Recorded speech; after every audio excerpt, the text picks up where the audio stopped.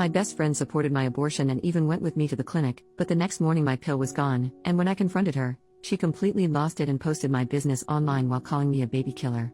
My 21F best friend Sarah, 20F, and I have been friends since she was a freshman and I was a sophomore at our college, about 2 years since I met her. We were assigned to be roommates and got along great and decided to room together for the next year, my junior year. We never had any problems before this and were inseparable. We are even in the same sorority and have the same major, nursing. A few weeks ago, I found out I was pregnant by my boyfriend Harold, 22M. We've been dating almost 2 years and he's a wonderful man. We both discussed what to do and decided that abortion was the best choice for both of us. I decided to have a medical abortion, and since Harold couldn't drive me to the clinic because he had a final, Sarah agreed to go with me. Sarah was originally very supportive and held my hand as I took the first pill in the office. She was in the room when the doctor explained that I should take the second pill after 24 hours and that I would have to do it at home. Harold came over after his final and kept me company and spent the night. After a night of cramping and bleeding, I woke up yesterday morning to find that the second pill was missing from its pack. I put the pill on my nightstand so that I wouldn't lose it. The pack was still there, but the pill was missing. Sarah is the only one with access to my room. We have separate rooms but share everything else. I asked Harold if he had messed with the pill, and he said no. Why would he, if he doesn't want this child any more than I do? So that left Sarah as a suspect, so I waited until she woke up to ask her about it. That's when she flipped the heck out. She started screaming at me how I was a baby unaliver and that she hopes I bleed out from the abortion. Then she told me that she had a dream that my child would grow up to cure Ebola. I could not make this up, and that she threw away my pill to protect my child, as well as the extra birth control packs I had gotten from the school nurse to last over the summer. She took photos and uploaded them to Facebook with the caption, "OP is a baby-killing WHRE who can't keep her legs shut." Luckily, all of her friends and our sorority sisters instantly defended me and told her how crazy she was.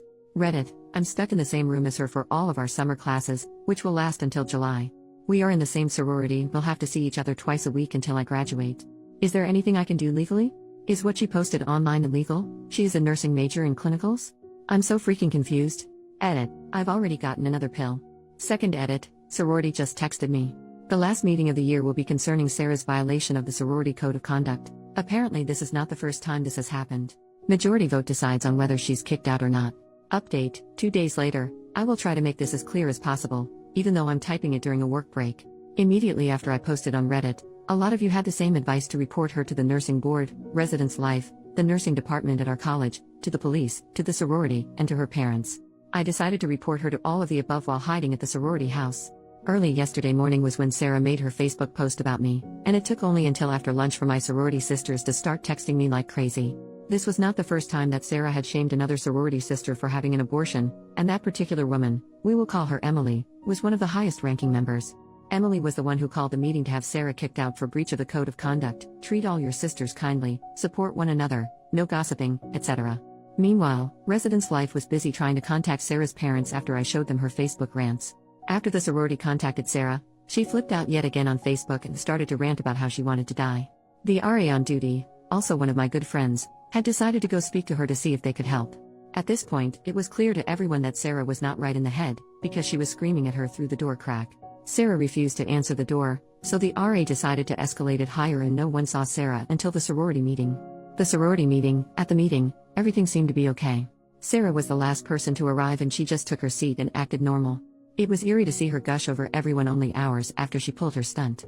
Only about half of the sorority was present, but the president decided to proceed regardless. It only took 2 minutes for us to vote unanimously to kick her out. Emily sat next to me the whole time. To put it mildly, Sarah did not take this well. She turned bright red, spit on the ground in front of Emily and me, and ran out of the room screaming. We called campus police on her as she left. After the meeting, Sarah returned to our dorm room. The Reese Life administrator tried to speak to her, but she refused to answer the door for over 20 minutes. They had to call the police to kick down the door because she was holding the handle on the inside so they couldn't unlock the door.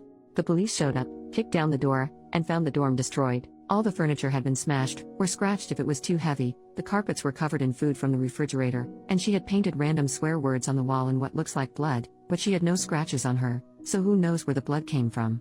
They found photos of Harold covered in lipstick in her purse. This wasn't like a kiss mark from lipstick, but more like she used the lipstick to entirely cover Harold's face like a crayon. She resisted the police trying to peacefully convince her to accompany them to the hospital.